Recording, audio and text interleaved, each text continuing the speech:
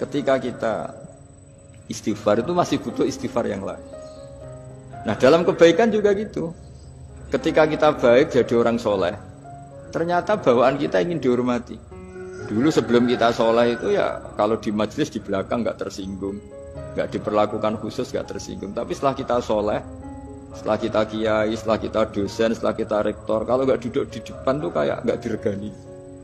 Itu ya termasuk mental-mental yang kurang baik kalau dalam ilmu tasawuf. Justru setelah kita terpelajar, malah permintaannya aneh-aneh. Padahal agama ini hanya mengajarkan wa ma umiru illa liya'budu wa mukhlishina lahuddin. Agama ini hanya mengajarkan kalau ingin jadi orang soleh yang ikhlas. Kalau ingin jadi dosen, dosen yang ikhlas. Kalau ingin jadi guru, ya guru yang ikhlas. Karena biaya ndak ikhlas itu mahal sekali. Dan kalau sudah mahal sekali ini negara bisa jebol, sistem sosial bisa jebol. Jadi ini hal-hal yang khas kiai, karena kalau yang kajian kampus saya yakin Pak Rektor, Pak Wakil Rektor, dan Pak Ketua Yayasan lebih tahu, anak-anak mahasiswa lebih tahu. Saya kalau ngaji di kampus memang kan cerita khas pesantren, karena justru ini saling melengkapi. Saya tidak berubah basa-basi bicara ilmu khas mereka karena mereka lebih tahu.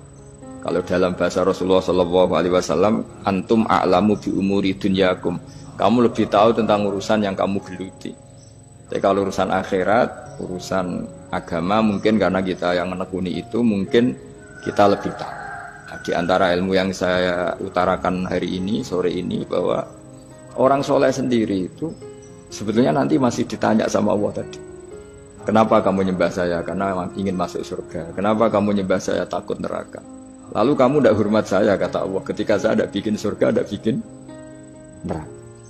Akhirnya mereka sadar bahwa ibadah itu harus murni karena Allah Subhanahu wa Ta'ala. Bukan karena takut masuk neraka, juga bukan karena ingin masuk surga. Ya sama seperti kita mencintai anak kita, yaitu sebagai karena anak kita. Jangan karena anak kita ringkeng satu, anak kita kumplot. Lalu terus kita membiarkan anak kita saat ada anak kelas. Toh tetap anak kita. Saya mencintai suami saya karena dosen penghasilannya banyak. Lalu suatu saat kalau ada masalah di PHK atau ada masalah terus tidak suami kan. Makanya di sini agama itu sangat menyarankan kesejatian. Jadi dia suami kita, dia anak kita, apapun kondisinya.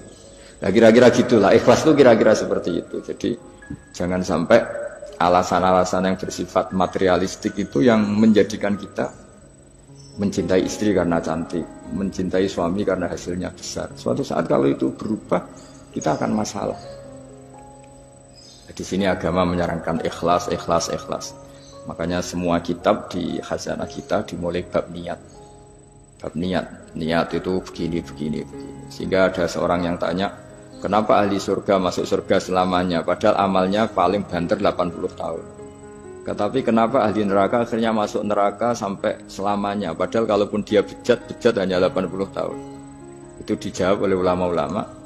Orang mukmin itu berkomitmen akan iman andikan hidupnya selama-lamanya, sehingga dibalas dengan masuk surga selama-lamanya. Sementara orang yang fasik, yang berbuat hanya mengumbar nafsu, bayangan dia kalaupun hidup 1000 tahun ya akan begitu terus.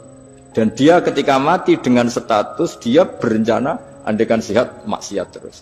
Karena punya rencana seperti itu diganjar neraka yang selamanya.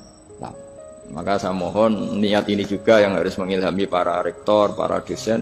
Andai kan sudah tidak jabat pun tetap berkomitmen pada institusinya, pada yayasannya. Jangan kalau jabat serius, kali tidak jabat malah ganggu.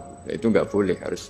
Saya sendiri juga gitu. Saya populer apa enggak, saya keren apa enggak, saya akan berkomitmen tetap mengkhidmati agama ini. Nah, dengan seperti itu berarti sudah biniyatin solihatin, punya niat yang